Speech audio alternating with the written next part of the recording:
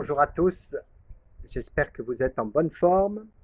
Je vous envoie aujourd'hui cette vidéo parce que nous avons commencé dimanche la grande semaine sainte, la semaine la plus importante pour les chrétiens, avec la célébration des rameaux. Et je suppose que avec ce confinement, vous avez peut-être perdu quelques repères et vous ne vous êtes peut-être pas rendu compte que nous avions commencé cette semaine sainte. Aujourd'hui, demain et après-demain, nous vivons les 3 jours les plus importants de l'année chrétienne, avec le jeudi, le vendredi et le samedi saint, qui finira par le jour de Pâques. Je voudrais vous envoyer cette vidéo, j'en enverrai une demain et une après-demain, à chaque fois avec une explication, ensuite avec une petite chose à faire de votre côté, et enfin, troisièmement, avec une question. Je vous inviterai à me répondre à cette question avec le numéro de téléphone avec lequel je vous envoie cette vidéo. Alors d'abord, nous célébrons aujourd'hui le jeudi saint, qui est le moment où Jésus va réunir autour de lui, lors d'un dernier repas, ses 12 apôtres.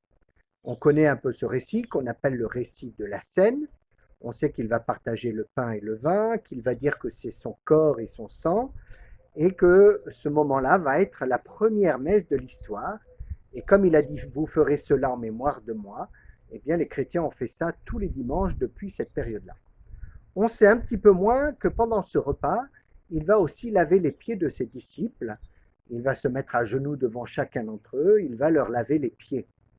Généralement, c'est un geste qui a été fait par les serviteurs ou les esclaves vis-à-vis de leur maître, sachant que c'est à une époque et dans une région où les pieds étaient sales parce qu'on marchait avec des sandales. Et normalement, ce sont des serviteurs ou des esclaves. Là, c'est Jésus, le Fils de Dieu, qui se met à genoux devant des hommes, devant ses apôtres, pour leur laver les pieds. L'apôtre Pierre ne va pas s'y tromper, il va refuser que Jésus lui lave les pieds, en disant « mais c'est moi qui devrais te les laver ».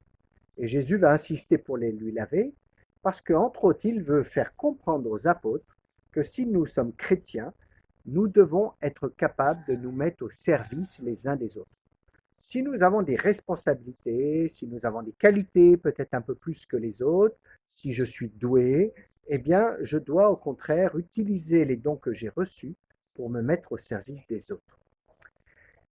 Après la fin du dernier repas, eh bien, Jésus va aller dans un jardin qu'on appelle Gethsémani, ou le jardin des Oliviers, avec ses apôtres. Là, il va laisser de côté les apôtres et il va aller prier Dieu son Père tout seul. Et il va être saisi d'une angoisse, d'une peur intérieure parce qu'il sait qu'il va bientôt mourir.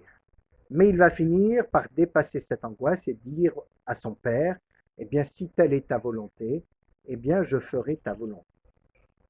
Voilà ce qui s'est passé notamment. Quelques moments après, il va être arrêté par les soldats romains et amené, et le lendemain, il va être condamné à mort et mourir sur la croix.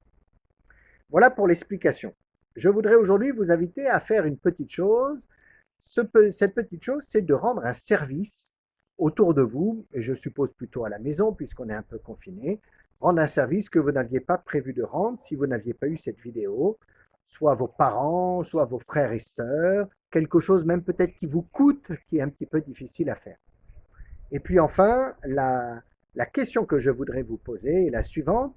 Combien y avait-il au jardin des Oliviers d'apôtres avec Jésus, avant que les soldats romains n'arrivent? Je répète, combien y avait-il d'apôtres au jardin des Oliviers avec Jésus, avant que les soldats romains n'arrivent? Et vous envoyez votre réponse par SMS avec le numéro avec lequel je vous envoie cette vidéo. Dernière chose, vous pouvez regarder la messe du jeudi saint sur la chaîne YouTube de la paroisse de Montpont, YouTube paroisse Notre-Dame de l'Assomption en Montponey. À demain, ciao.